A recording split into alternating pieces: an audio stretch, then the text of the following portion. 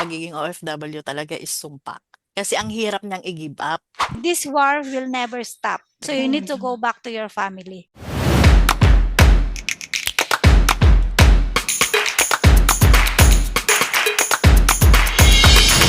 May mga rejection na mas masakit kapag galing sa pamilya. Pero minsan, doon din natin makikilala kung sino talaga ang mananatili sa atin.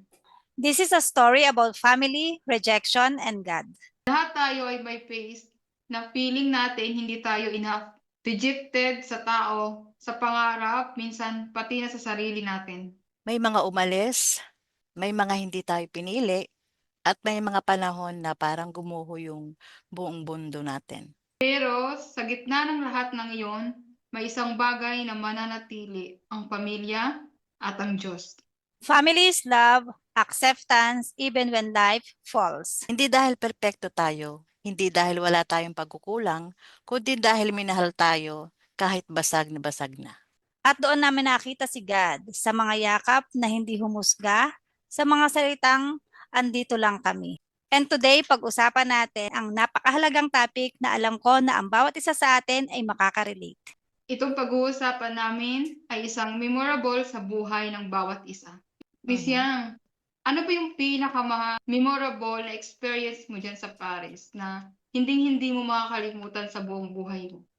Thank you, Miss Adela, no, sa opportunity na to. At napakaganda ng topic na to actually. Kasi it's all about our faith. So, para sa akin, dito talaga sa Paris yung experience. Kasi actually marami tayong mga experience sa iba't ibang bansa. Although nakalipas na yung mga yon, pero yung pinaka-fresh kasi sa akin na lumapit ako sa Ama, na talagang naramdaman ko yung talagang totoo yung nasa Bible na kasi talaga yung pag-pray is hindi lang naman normal na pray na parang humingi ka sa kanya, na humingi ka ng tawad, humingi ka ng tulong, yung mga ganun ba na normal lang na nananalangin tayo. Hindi siya ganun eh. Kasi 'di ba na sa Bible na talagang mag-bow down ka. Nagawa ko yun. Actually, nagba-bow down kami sa pananalangin. Pero this time, yung dito, yung sobrang sakit na naranasan ko, nag-bow down talaga ako. Lumuhod talaga ako during nung nasa trabaho ako. Nasa work ako eh. Nung hindi ko na nakaya yung part na parang, bakit ganun ang tao? Yung kahit anong gawin mong buti, kahit iserve mo sila, kahit alam mo na, yung dumating kami sa point na, kasi pumunta ako dito because of our goal na makapag-business dito, whatsoever. Pero nakalimutan namin yung goal na yun because we serve people. We serve someone, we serve a community na akala namin ay okay. Kasi kapag nandun ka kasi sa part na yun, parang overwhelmed ka eh. Hindi mo naisip na baka hindi na tama. Baka meron ng mga naiinggit sa'yo, baka meron ng, alam mo yung gusto nung ginagawa mo pero hindi nila nagawa. Alam mo yung nakikita nila sa'yo, hindi nila magawa. Sisirain ka na lang nila. Yung ganon. Parang inggit. Parang inggit, di ba? Parang Marami ganun tayong yun. marami tayong kapwa na ganyan, eh. Sobrang hindi ko ma-explain kasi mabubuti na mababait, maayos, magandang makitungo, yung kukuhanin nila yung loob mo. Yung akala mo mga anghel, alam mo yung gano'n? Kaya nga 'di Mm. ba nakalagay naman sa Bible talaga, yun dun ako nananangan. Nakalagay kasi sa Bible na sa last days, maglilipa na talaga yung mga huwad. Yung Mm. lilinlangin ka ng kabutihan nila. Pero kailangan maging matibay ka. Kailangan magkaroon ka ng discernment. Kasi ako yung taong hangga't hindi mo ako ginagawan ng masama, hindi kita huhusgahan. Magkaiba kami ni nung kaibigan ko eh. Kasi siya kasi, meron siyang discernment sa puso niya na sasabihin niya sa akin, hindi maganda yan. May nararamdaman akong iba. Ganon siya. Oo. Malakas yung instinct niya. Oo, yun, malakas yung instinct niya sobra. Ako naman, magkaiba kami. Ako kasi, parang aside from sa faith na kasi natin sa God, hindi natin kailangan ng makita siya. Kasi Mm. ramdam natin siya. Pero ako Mm-mm. kasi, pagdating dito sa mundo natin, to see is to believe ako. Yeah, yeah. Hindi ako pwedeng parang sinabi ni ganito na ganito si ganito, maniniwala ako. Hindi. Hindi Oo. ako gano'ng tao. Kailangan patunayan mo muna sa akin yung sinasabi mo na 'yan bago ako maniwala sa'yo. Kaya kahit anong sira mo sa isang tao, kasi marami kang naririnig na ganito, "Si ganito, mag-ingat ka diyan." Pero hindi ako naniniwala kasi nga hindi ko pa siya na-experience.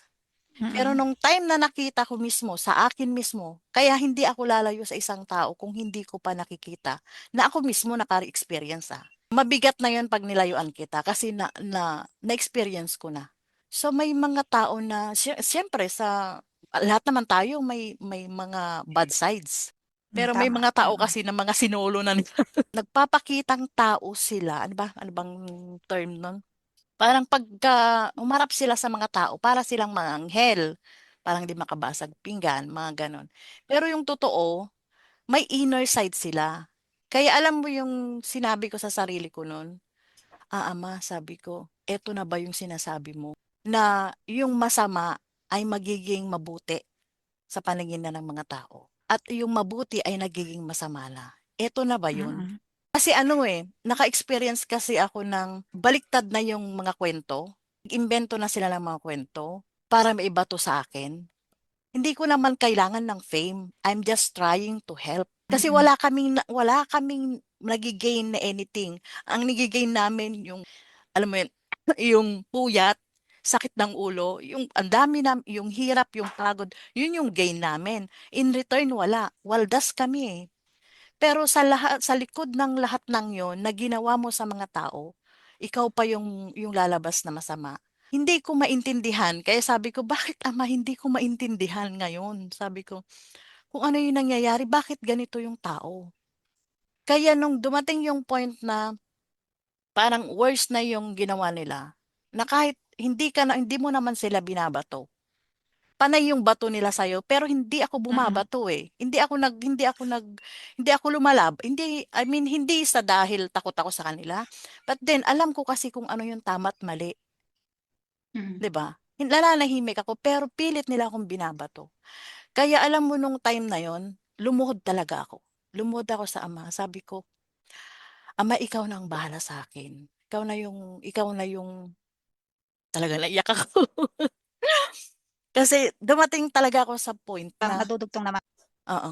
Mhm. Dumating kasi talaga ako sa point na dun mismo sa bahay ng amo ko, napaluhod na lang ako. As in, sabi ko, "Ama, hindi ko na kaya. Kung eto man yung paraan para maipakita mo sa amin kung ano yung tama at mali. Kung ito yung paraan para makaalis kami kung ano yung dapat naming alisan.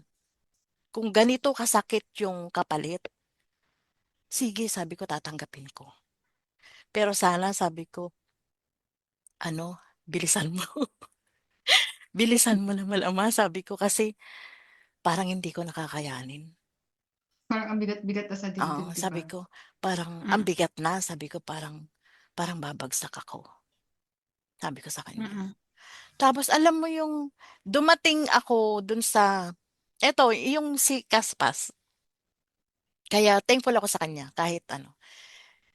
Eto yung binigay niya sa'kin yung sa pagbi-BA, siya yung nag-introduce sa'kin, eh. So alam mo yung na-focus yung isip ko lahat. Bumalik ako dun sa realization na eto yung goal ko, eh. Ba't napunta ako Mm. dun? Oo. Tapos alam mo yung parang nagsunod-sunod na parang sobrang na-busy yung isip ko, hindi ko naisip yung mga sakit. Kaya Mm. sabi ko tapos ayun na nagsunod-sunod na tapos 'di ba nag-open kami ng panibagong branch dun sa Tuktok. Yun parang sobrang busy ko na, hindi ko na siya naisip na dumadaan pala ako sa gano'ng situation. Tapos nung natapos na kami, nagkaroon na kami nag-intern na ako, yung mga gano'n. So ang saya ko na, masarap na yung pakiramdam ko, yung hindi ko na siya nararamdaman na parang may bigat dito. Sabi ko, grabe yung powerful ng prayer. May tanong ako kasi, Mm, na-curious din ako 'no. Ano ba mm. 'yan, ibang lahi o kapwa natin mga Kapwa natin. Yun yung Pilipino? napakasakit, yun yung napakasakit na Yun yung mahirap, 'di ba? oo, kapwa mo kasi akala mo kayo-kayo yung although na-experience ko naman yung mga ganitong ano, kasi marami naman na tayong bansang napuntahan. Mm. Pero worse yung dito, sa totoo lang. Worst kasi yung na-experience ko dito kasi parang kakaiba yung mga tao, parang wala silang Mm. appreciation. Pero dahil siguro, hindi dahil siguro dahil dito sa Paris to or dahil sa ibang bansa to, hindi baka hindi siya sa ganun. Baka dahil ito na yung malapit na tayo. Yun na lang yung inisip ko. Kaya nagiging worse yung mga Mm. tao. Kasi 'di ba sabi niya, yung mga wicked, yung mga Mm. wala ng pagkilala sa Ama, ay mananatili sila at magiging worse pa sila. Sila na yung ano, yung parang hindi na makakasumpong ng kabutihan. Kasi malulugmok na Parang sila doon. parang nilamon na sila ng sistema ng sanlibutan, parang gano'n yung Exactly. Pinoprovoke nila ng pinoprovoke kasi 'di ba, nanahimik ka. Mm, Mostly kasi 'di ba, mm. kaya may kasabihan na silence is the best revenge. mm. Kumbaga kasi nanahimik ka eh. Parang yun na yung pinaka panglaban mo sa kanila. Eh, teka lang, hindi to nagsasalita, hindi lumalaban. Anuhin pa natin. Eh nanatili ka sa ganun. Mas pinili mo yung peace of mind.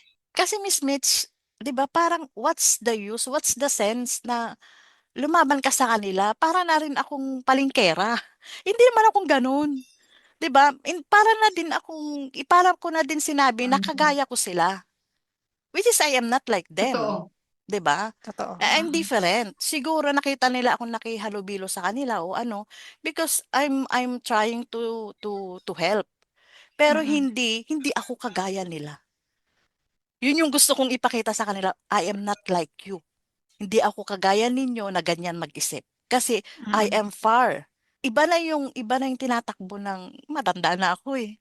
Wala na tayo sa mundo ng kailangan natin makipagbangayan, kailangan natin magpaka-stress, kailangan natin magtalim ng sama ng loob sa mga kapwa natin o gumawa ng masama. Hindi na sa ganun eh. Pagka kasi dumating ka sa age na ganito, siguro mga kabataan natin pwede yan.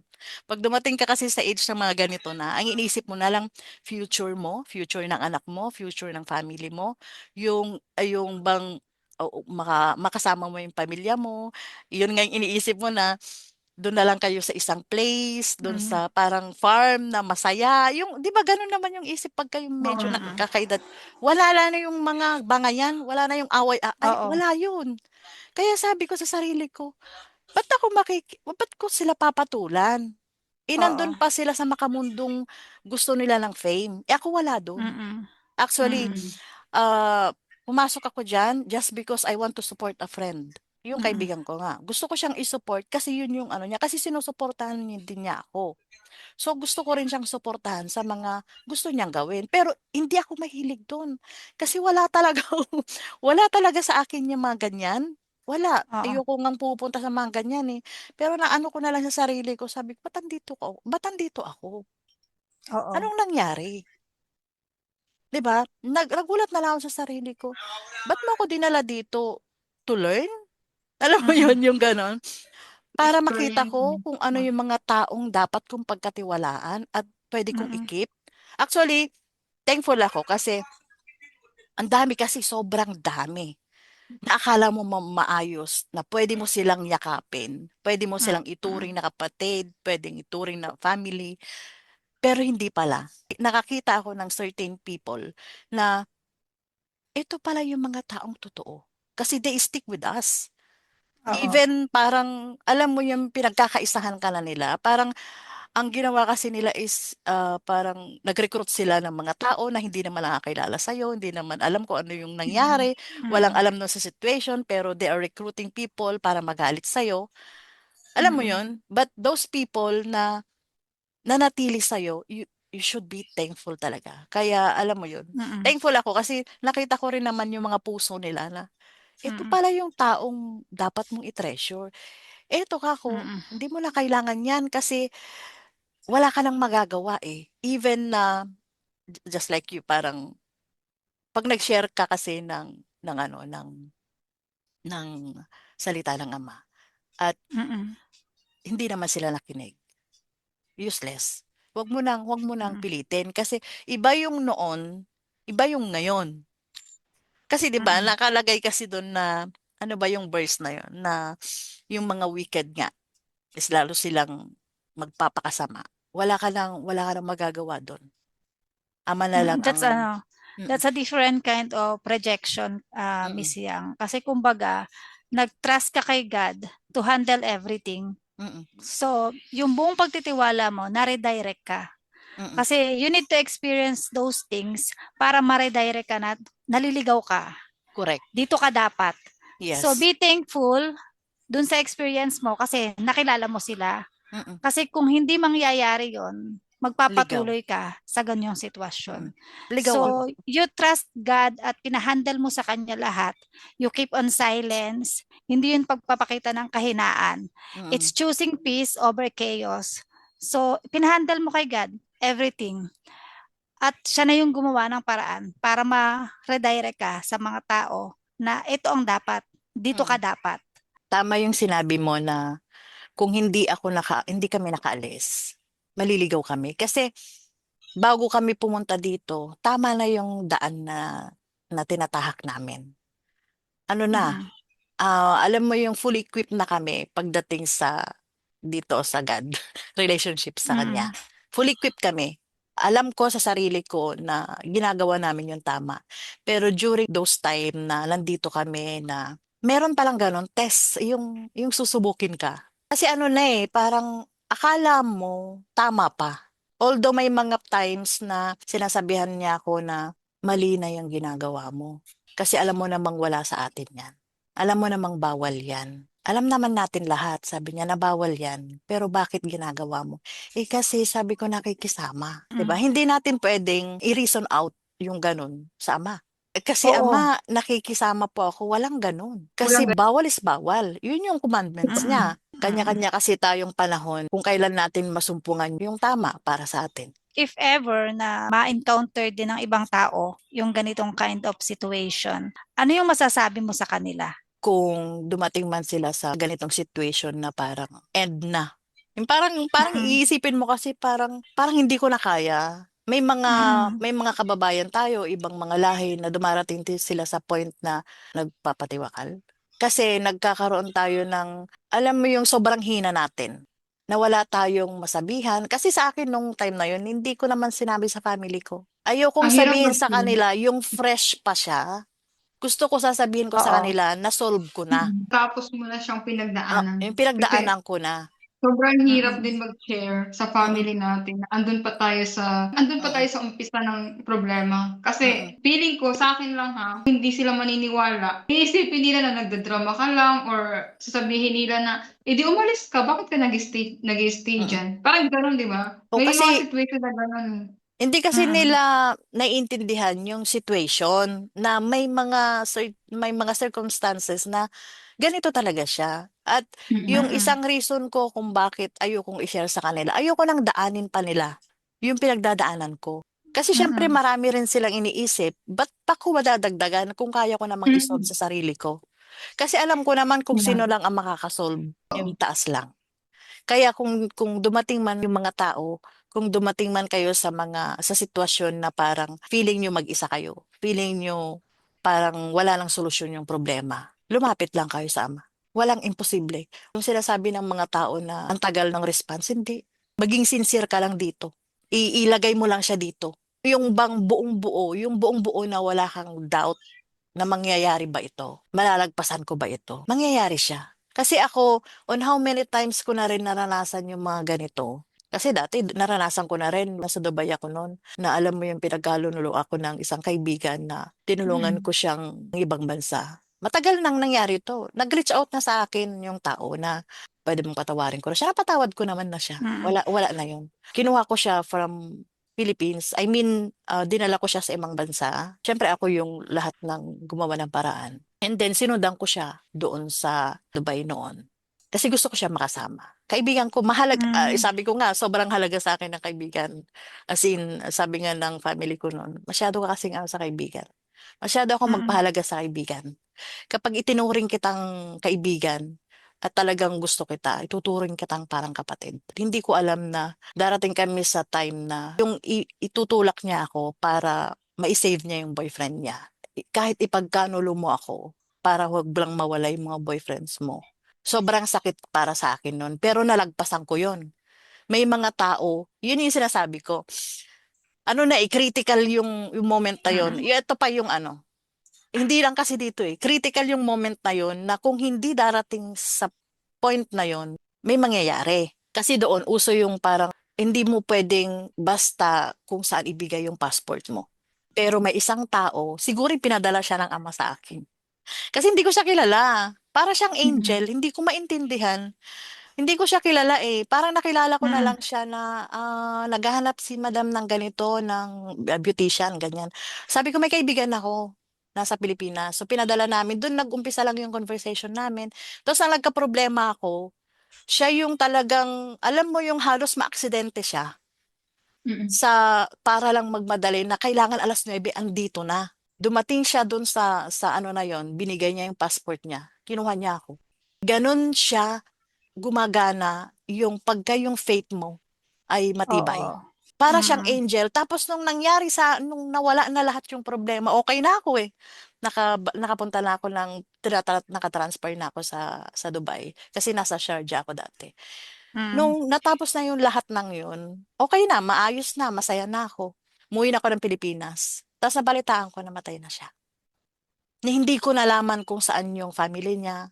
Alam mo yung ganun. Kaya sabi ko, Mm-mm. may mga angel talaga. Hindi ko maintindihan. Sabi ko, bakit Parang ganun? isasagipin ka. Mm-mm. Sasagipin ka. May mga ganun tayo Mm-mm. sa buhay natin. Kaya dapat wag tayong mawala ng pag-asa kung dumating man tayo sa panahon na napanghihinaan na tayo.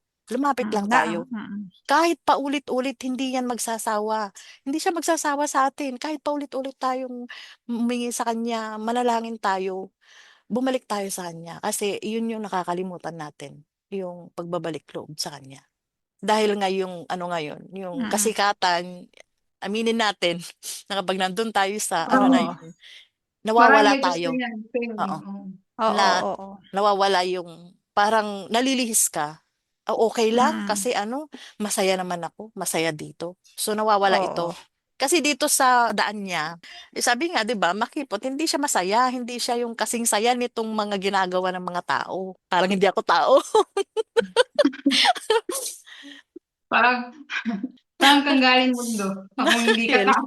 kaya nga eh. Ayun, yun yung ano, siguro darating naman tayo sa time na medyo mapagkwento kasi medyo fresh kasi siya. Ang ganda naman nung ano, nung nasabi niya sa part na parang may dumating sa kanyang angel, parang matatawag niyang angel. Kung minsan kasi sa atin may pagkakataon na family is not only by blood, but Mhm. also by Mm. connection. Correct. Mararamdaman kasi minsan natin sa isang tao na parang, teka, may connection kami nito eh. So hindi mo masasabi na palagi na family is always by blood. May same scenario din ako sa'yo, Miss Yang, na alam mo yun yung sinisiraan ka na patalikod, lahat. Kahit tinulungan mo na, ginawa mo na lahat, pero sisiraan at sisiraan ka pa rin. Pero ako yung tipo ng tao na kahit anong sabihin mo sa akin, hindi ako yung susumbatan kita na bakit mo to Mm-mm. sinabi sa kanya, gato ganito. Hindi ako ganun. Hindi ko alam kung matatawag ba yung plastikan or ano ba. Basta kung ano yung sinabi mo, opinion mo yun sa akin eh, wala akong pakialam. Mm. Mm-mm. Basta sa harap mo, okay tayo. Parang wala kang malalaman sa akin na sinumbatan kita, na bakit ginawa mo to sa akin. Alam mo yung ang Mm-mm. dami-dami kong ginawa sa'yo, wala akong ganong attitude. I always pray to God na lang talaga. Kasi naniniwala din ako din sa verse na Jeremiah 29:11, di ba? Sobrang ano nung verse na yun kasi iniyakan ko talaga yun nung dumaan din ako sa struggle ng pero mamaya isi-share ko muna yun. Pero bago ko yun i-share, so Mhm. ang aking experience sa buhay, tanungin ko muna, Miss Michelle, gusto kong tanungin kita sa experience mo. Alam ko meron ka ding worst experience na pinagdaanan and na nasaksihan ko 'to before, kaming dalawa ni Miss Yang. Pero siyempre merong pinakamasakit sa'yo, isang desisyon na ginawa mo talaga sa buhay mo. Yung ito din yung nangyari din sa mga kababayan natin 'no, na siyempre kahit sino or ako yung sa sitwasyon na yun, sobrang takot na takot din ako.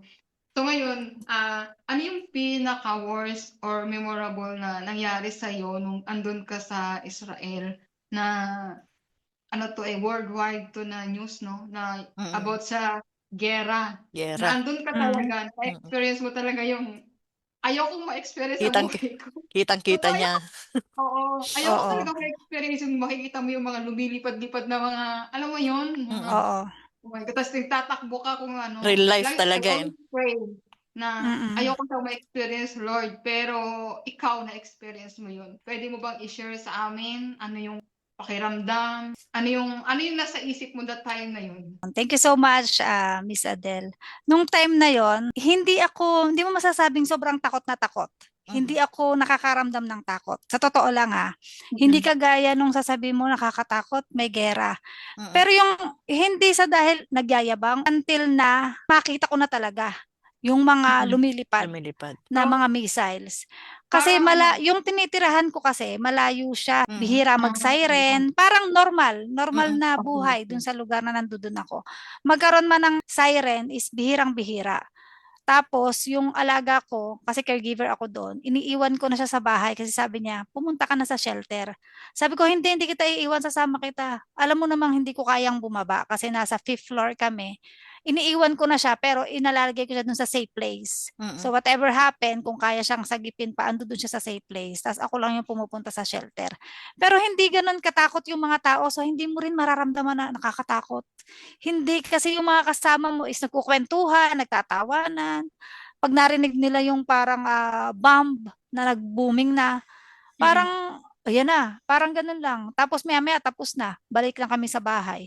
So hindi ako ganun katakot. Until nung mapapunta ako dun sa center, sa Tel Aviv. Kasi nasa Israel ako, di ba? So yun, nasa Tel Aviv na ako. Dun ko na-experience kasi nag-iisa ako dun sa flat na tinutuluyan ko. Yung mga kaibigan ko kasi napunta lang doon kapag ka day off nila. So that time is mag-isa lang ako doon Mm. sa flat. So araw-araw may siren. Araw-araw lalo na nung tumindi yung war ng Iran at Israel na yung naglalaban. Yung shelter namin sa baba is napakadumi. Kasi iba yung flat na yun yung parang alam mo yun, yung ano siya, flat siya ng iba't ibang lahi. So yung shelter sa baba, napakadumi, napakabaho. Parang sabi nga nila, hindi ka mamamatay dito sa bomba mamamatay ka sa baho. Trabaho. Kasi iba yung andumi, ang baho. So hindi, ando dun lang ako sa baba. So at dun sa may hagdan, kasi sabi naman nila, safe daw sa may hagdan. Pero nung medyo matindi na yung gera, hindi na rin safe Kasi kapag ka nagpasabog ng missile hanggang ilalim, hanggang shelter, Mm. napapabagsak nila yung building So yung So, shelter doon, Miss Mitch, sa ilalim talaga. sa ilalim talaga. Tapos every building Parang doon talaga bunker. is, parang Oh. bunker. Every building doon is Mm. talagang may shelter sa ilalim ng building. So yung mga nakatira doon sa Mm. building, talagang bababa ka papunta doon sa shelter. May mga bagong buildings doon Mhm. na yung mga bahay nila, may shelter na sila sa loob ng bahay nila.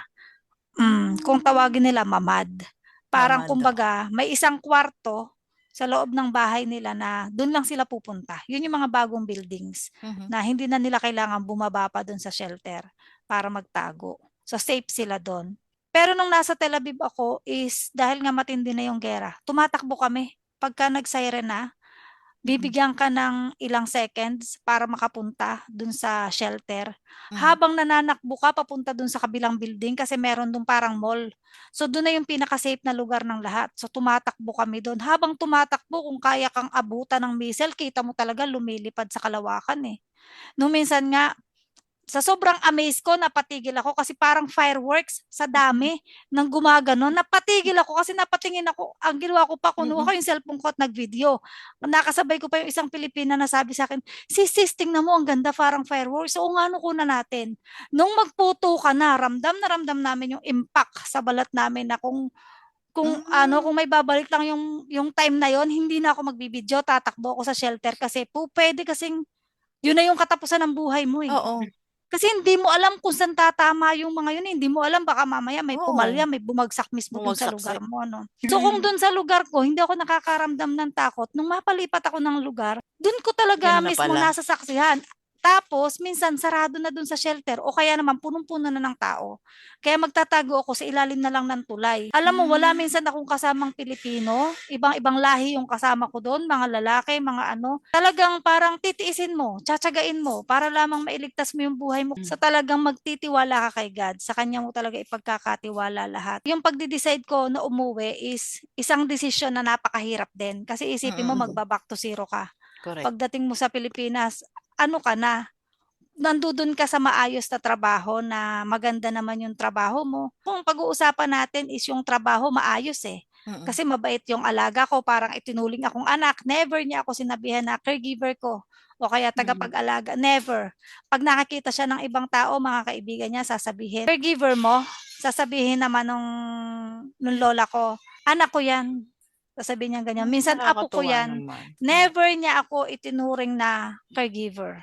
At pag alam niyang wala ako sa mood, sasabihin niya, anak, bakit parang malungkot ka? Anak, ba't parang galit ka? So, kung pag-uusapan trabaho, maayos yung trabaho ko. Hindi ko pipiliing umuwi. Pero dahil dun sa gera, kaya ko pipiliing umuwi is pinipili ko ang pamilya ko. Kasi paano na sila, di ba? So, parang pagpapipiliin ka doon sa sitwasyon na pamilya versus pera, pero ando dun yung pera, pero hindi mo hawak yung buhay mo.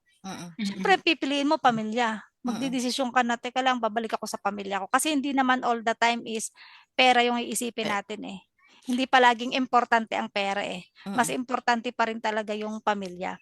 So, doon ako nag-decide na uuwi na ako. Tapos, ayun, pinagkatiwala ko lahat kay God. Bago pa yon, dahil nga sobrang delikado dun sa lugar, sa Tel Aviv, ilang araw lang ako doon nagstay na mag-isa sa Tel Aviv. Yung kaibigan ko, tinawagan ako. Sabi sa akin, Mitch, dito ka na sa amin tumira. Dito may shelter, maganda ang shelter dito. Alagaan mo lang si Lola kasi walang kasama si Lola sa gabi kasi sa araw, umaalis ako kasi iba yung trabaho niya eh.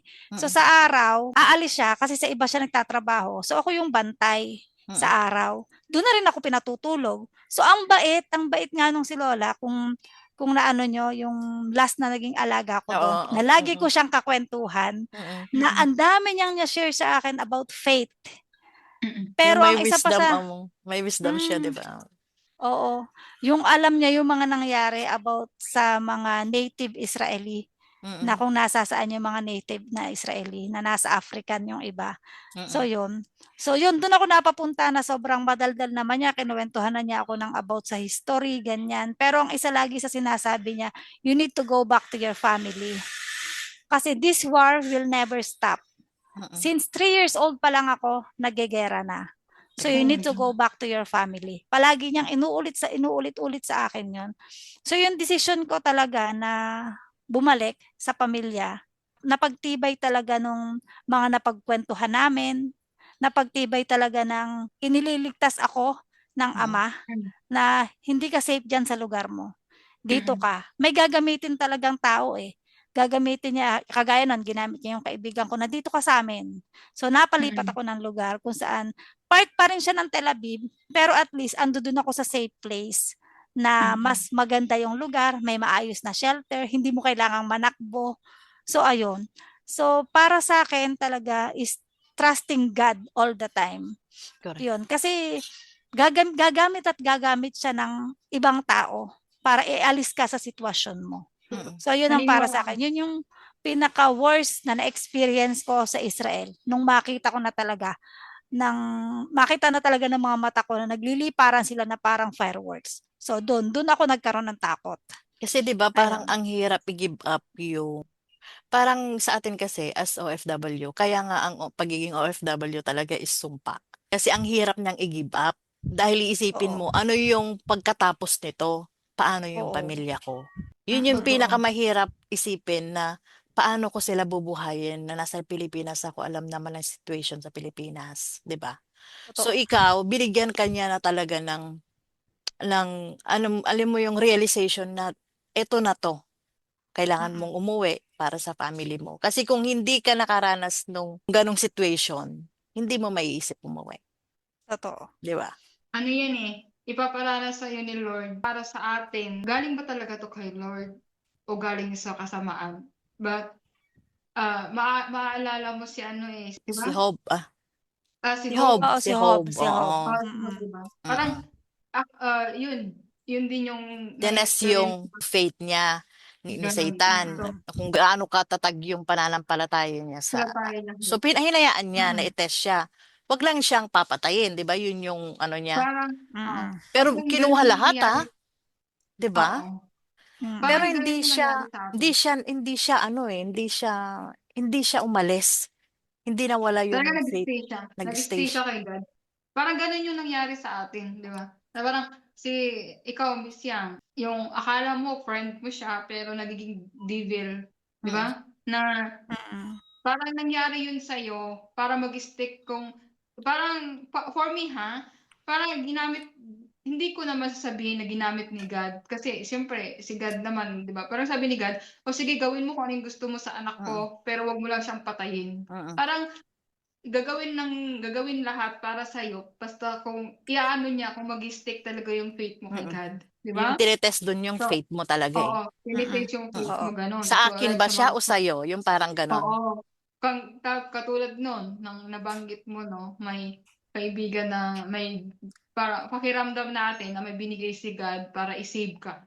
So, Yun. nakauwi ka ng Pilipinas. So, Mm. katulad din kay Miss Michelle na may ginamit din si Lord Yun yung para gera. i-open yung Oo. wisdom niya na Mm. you need to go to your family. Mm. Dahil, di ba, 3 years old pa lang siya, nag-start na yung giyera. So, Mm-mm.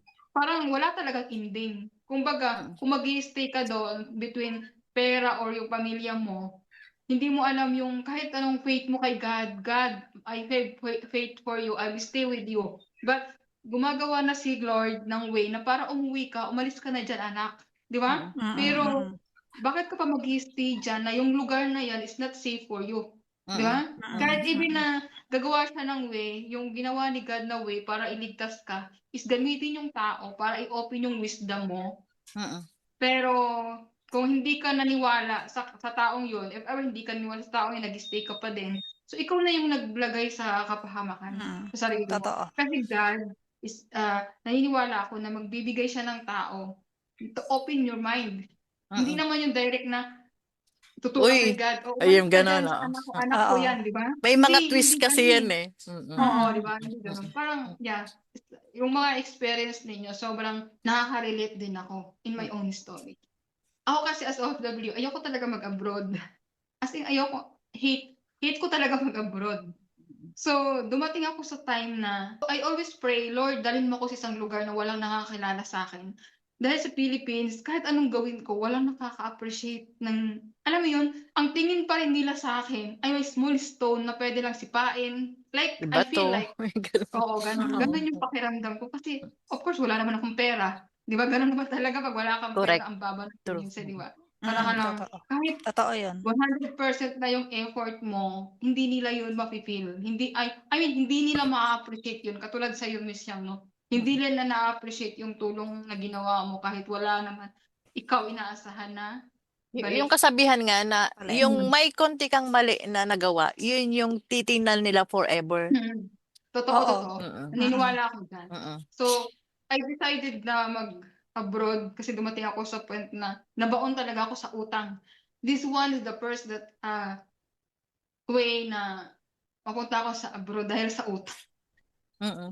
As in, hanggang ngayon may utang pa rin ako.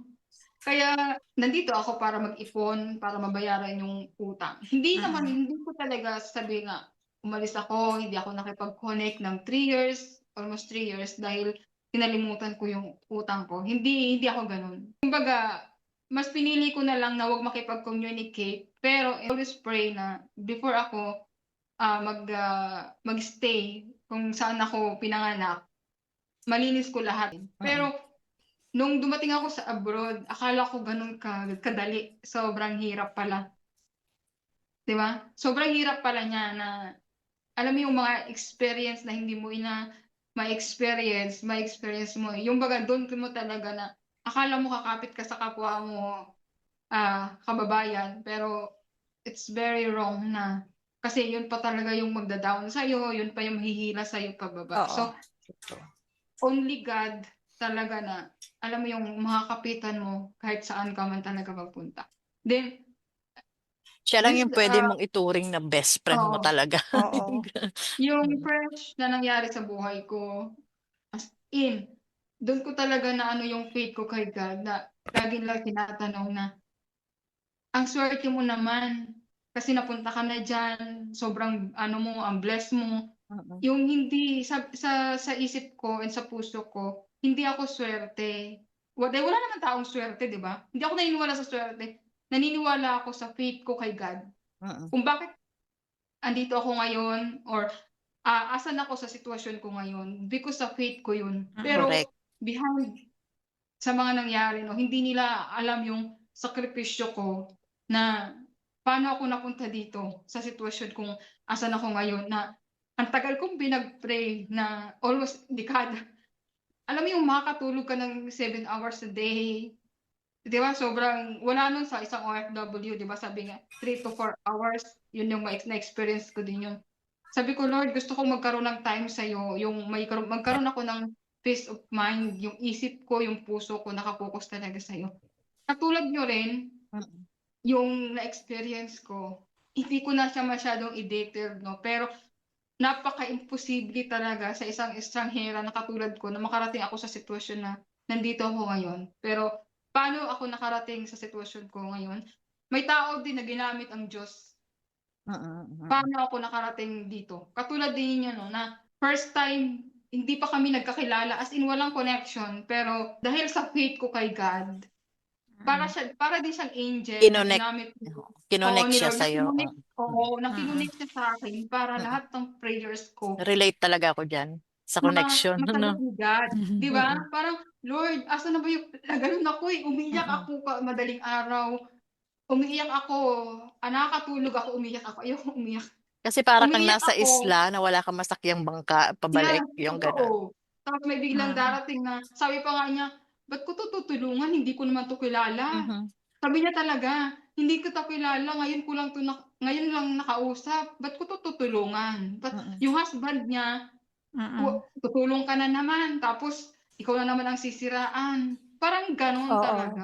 Pero May experience siguro silang oo, gano'n. Oo. oo, may experience siyang gano'n. Even yung husband niya, hindi na talaga siya nagta-trust sa kapwa natin Pilipino. Kaya sabi niya, "Tutulungan mo na naman 'yan, baka ano na naman." Pero alam mo kung anong-ano sa kanya, yung instinct niya.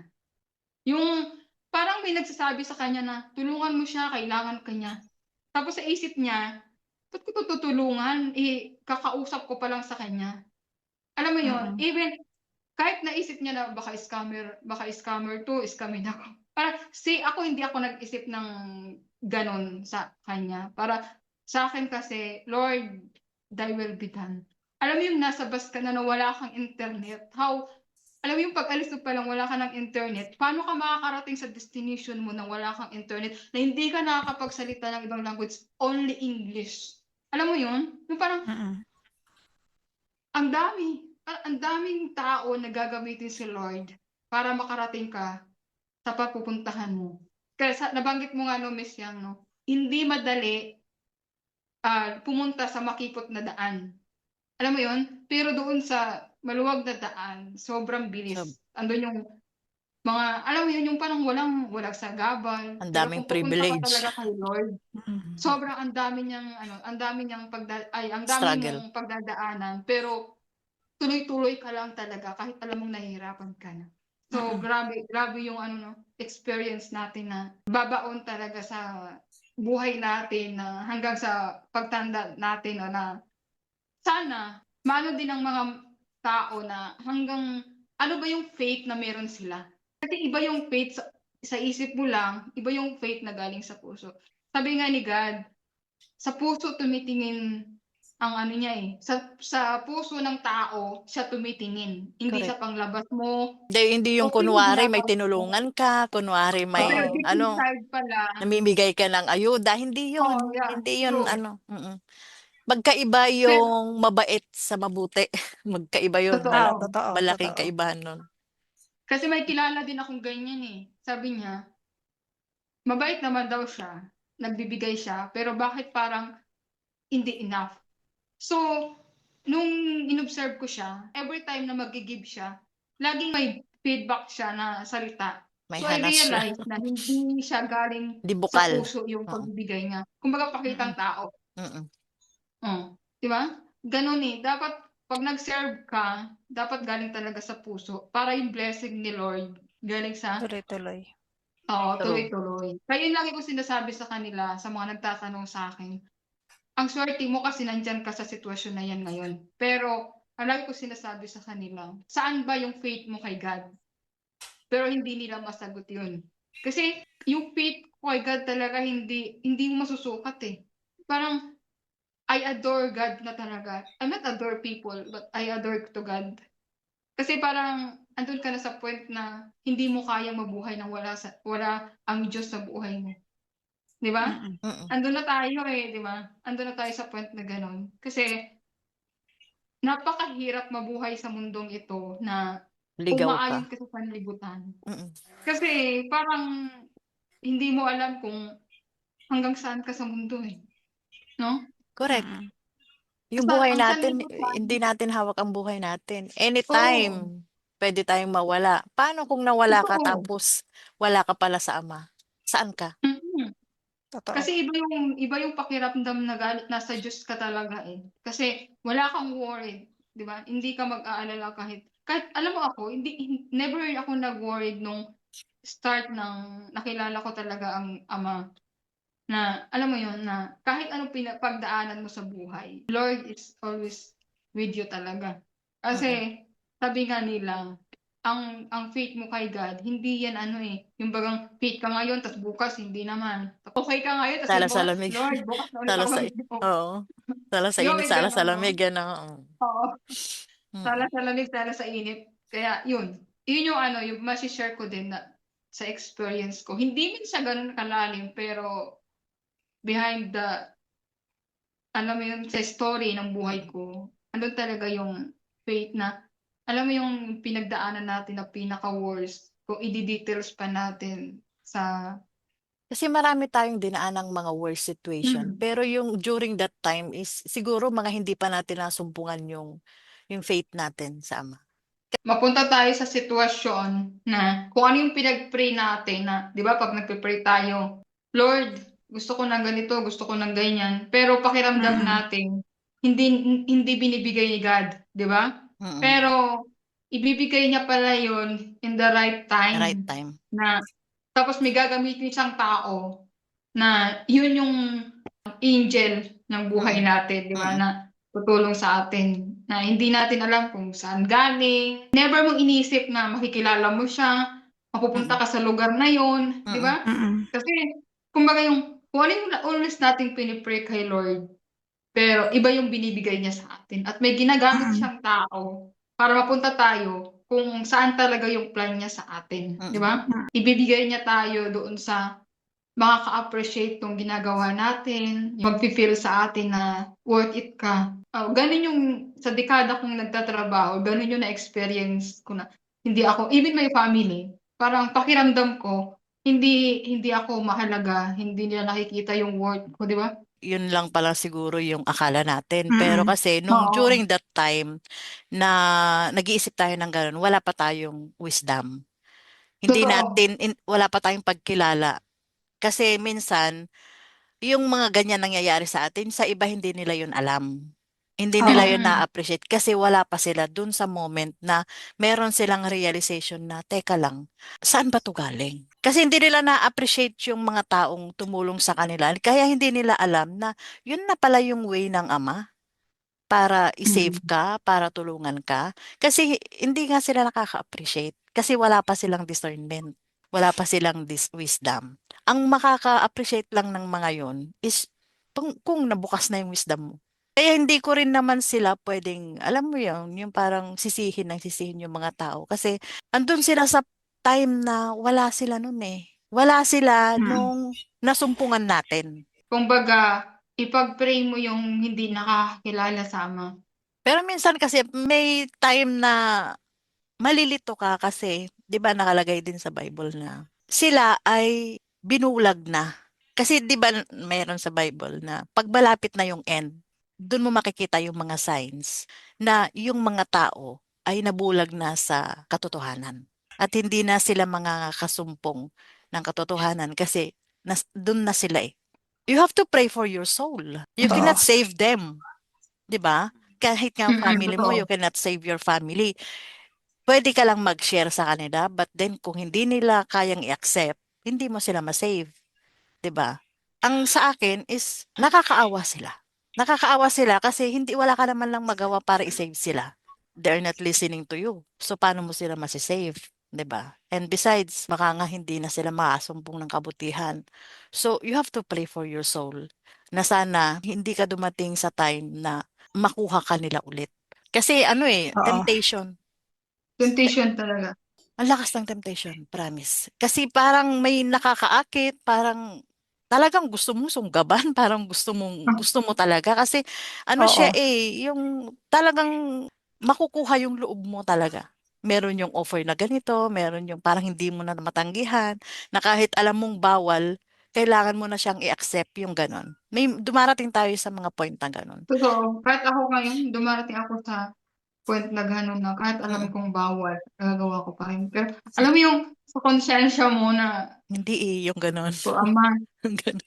ayoko." Sorry po, yung Ano, ganon. alam mo yung 'pag nagagawa ang hirap, hindi ko rin alam mo nasa sitwasyon ako ngayon, mga miss na andun talaga na Mm. alam kong bawal, pero ginagawa ko pa rin. Hindi ko alam kung paano ko siya malalabanan. Ngayon sa Mm. sitwasyon ko ngayon, sobrang hirap kasi labag talaga siya sa utos ng Diyos. Sobrang ayaw ko naman mag-ano na, alam mo yun, na ang OA naman nito, ganito, ganyan. Mm. Pero dahil sa culture na parang i-avoid mo talaga, pero 'pag nandiyan na sa harap mo, ang temptation talaga Mm. na Gets alam mo yun kita. yung hindi ka puwedeng tumanggi kasi nakikisama ka, 'di ba? Ayun, Yun yung Sa mahirap culture. yung Parang, salitang nakikisama.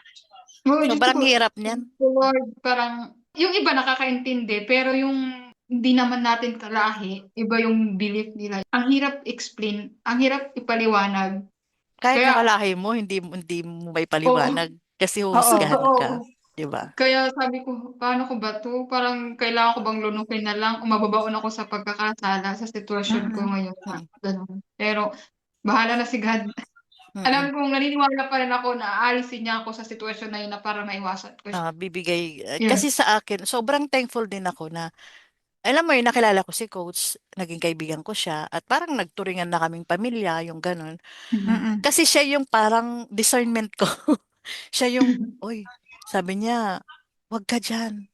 Made-defile ka diyan." Gaganon siya sa'kin, as in talagang, "Hindi, paano yun, magagalit sila sa'tin 'pag hindi natin ginawa." Alam mo yung gano'n? 'Di Oo, Oo. ba? May gano'n, may gano'n tayo, eh. may gano'n. Ang hirap yung sinasabi nila na, alam mo yung kailangan wala kang pake. Ay, oo, Dapat sobrang hirap, matutunan mo kung paano maging walang pake. Ang hirap sobrang gawin. Which hirap. is napakahirap, Ang oo. hirap gawin, promise. Mm. So I believe that all the rejection that we experience was God ways of leading us to the right people, no, mga miss. Hindi siya Mhm. para sirain tayo kundi para itama yung direction natin. Kasi every closed door may dahilan, and every closed door makikita natin may nagbubukas. And every goodbye may itinuturong aral sa atin. Mhm. Hindi pag sinabing goodbye is parang malulungkot tayo. Hindi. May aral siya na May tayong natutunan. Mm. Ayun, so kung naka-experience tayo ng mga rejection, hindi dahil kulang tayo kundi dahil may tamang tao na inihahanda, may tamang lugar at tamang panahon na inihahanda sa atin ng Ama. So Mm. sa huli, marirealize pa rin natin na yung mga nawala sa atin, hindi talaga yun para sa atin. At mananatili sa atin yung mga tao na inihanda ng Diyos para sa atin. May mga tao na nandyan sa atin sa umpisa, nawala, pero at the end of the day, andyan pa rin sila, Mhm. nanatili sila, kagaya ng pamilya. Never nawawala sa atin ang pamilya. Lumalayo tayo, pero andyan pa rin sila pag bumalik tayo. So yun. So I believe na lahat ng rejection na na-experience natin is God's way of leading us to the right people. Sa akin naman, naniniwala talaga ako na huhubugin ka muna ng Diyos ng malalim na karanasan. Na iano niya yung faith mo sa Kanya, kung talagang sa Kanya ka ba talaga or manliligaw ka. Kasi ako, based experience ko, sobrang dami kong napuntahan ng mga religion. I always believe to Lord, thy will be done. Maiksi siya, pero alam kong malalim at Mhm. tatatak sa puso at isipan nating lahat. For me naman, I believe na every rejection is an opportunity. Kasi nire-redirect niya tayo sa kung hindi man maganda yung mga naging karanasan natin, kagaya nga ng sinabi ni Miss Mitch, may mga door na mag-o-open para sa atin. Kaya huwag nating kalimutan na laging tumawag sa Kanya. At para maipaalala sa atin kung ano ba talaga yung purpose natin sa buhay. So para naman sa mga viewers natin, no, mag-iwan tayo ng isang tanong na kayo, paano kayo hinuhubog ng faith ninyo o ng rejection ninyo para kumapit tayo kay God? So Mhm. isang tanong na kung papaano tayo kumakapit sa faith natin Mm. at sa Ama. Share nyo naman sa comment section para naman mabasa namin at makita namin kung papaano kayo kumapit sa faith ninyo kay God. So ayun, ako nga pala si Miss Michelle. At ako naman si Miss Yang. At ako naman si Miss Aden. Salamat muli sa pakikinig sa kwento namin. Hanggang sa susunod, this is Inside 3M Diaries and thank you and God bless everyone. God bless everyone. Bye-bye. Bye.